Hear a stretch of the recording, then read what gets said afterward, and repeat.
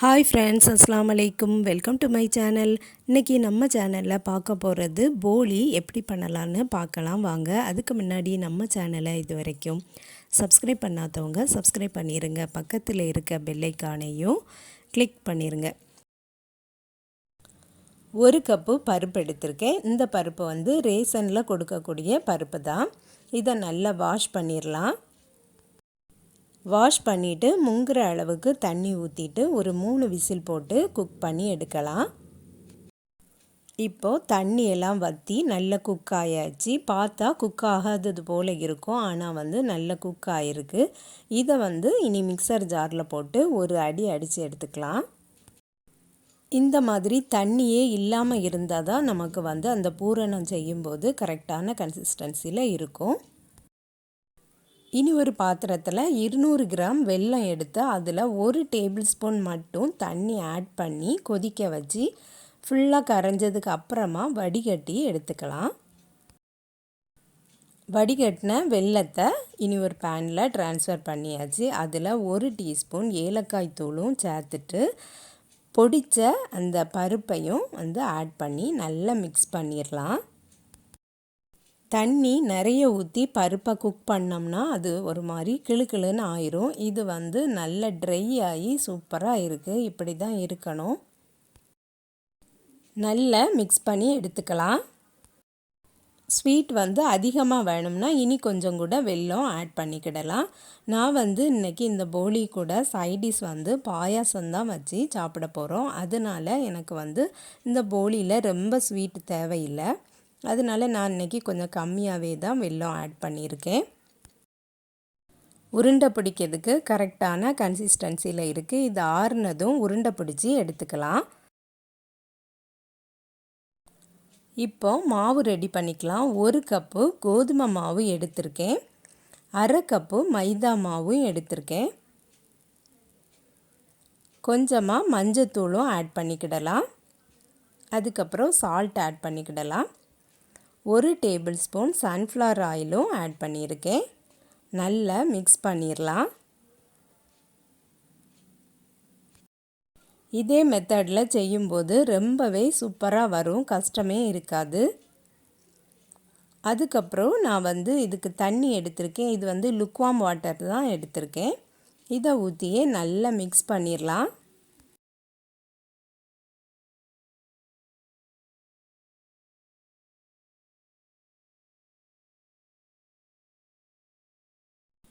இந்த மாதிரி சாஃப்டாக மிக்ஸ் பண்ணி எடுத்துக்கிடணும். இதுக்கப்புறம் 1 டேபிள் ஸ்பூன் சன்ஃப்ளவர் ஆயில் இதுக்கு மேலே வந்து அப்ளை பண்ணுறேன்.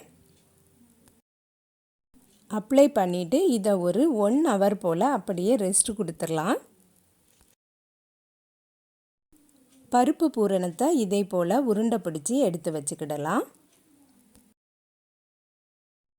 மாவும் மிக்ஸ் பண்ணி வச்சு 1 ஹவர் ஆயாச்சு. நல்லா சாஃப்டாக இருக்குது. இதையும் உருண்டை பிடிச்சி எடுத்துக்கலாம்.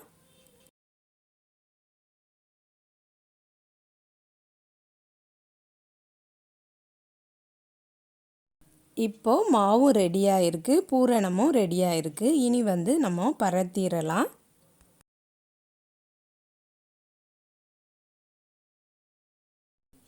இதே போல் ஒரு சீட்டில் வந்து கொஞ்சம் ஆயில் அப்ளை பண்ணியிருக்கேன். அப்ளை பண்ணிவிட்டு நம்ம எடுத்த அந்த மாவை வந்து லைட்டாக தட்டிட்டு அதுக்குள்ளே நம்ம இப்போ இந்த பூரணத்தை வைக்க போகிறோம்.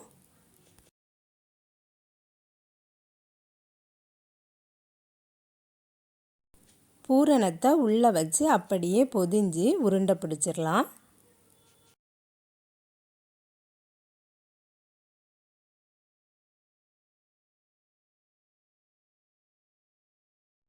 இதே போலயே எல்லா மாவுக்குள்ளேயும் பூரணத்தை வச்சு உருண்டை பிடிச்சி எடுத்து வச்சுக்கிடலாம்.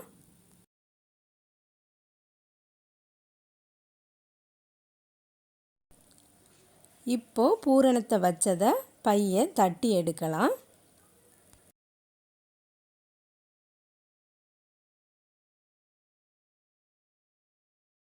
இந்த சப்பாத்தி கட்டையை வச்சு மெதுவாக தட்டி எடுக்கலாம். அதுக்கு உள்ளே இருக்கக்கூடிய பூரணம் வெளியில் வராதபடி வட்டமாக தட்டி எடுத்துக்கிடணும். உங்களுக்கு எந்த அளவுக்கு நைஸாக வேணுமோ அந்த அளவுக்கு நைஸாக பரத்தி எடுத்துக்கிடலாம்.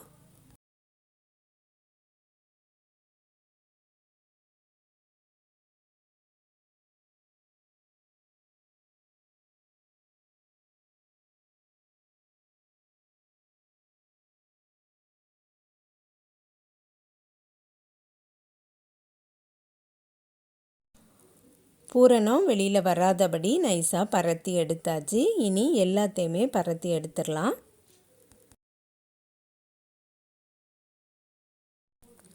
இதே போல் ஒரு ஃப்ரை பேனில் போட்டு சுட்டி எடுக்கலாம்.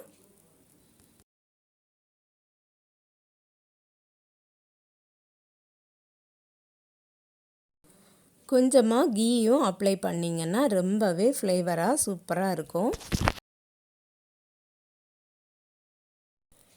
வெளியில் இருக்க மாவு மட்டும் குக்கானா போதும். நமக்கு பருப்பு வந்து ஏற்கனவே குக்கானது தான், அதனால் சீக்கிரமாகவே இது ரெடி ஆயிரும்.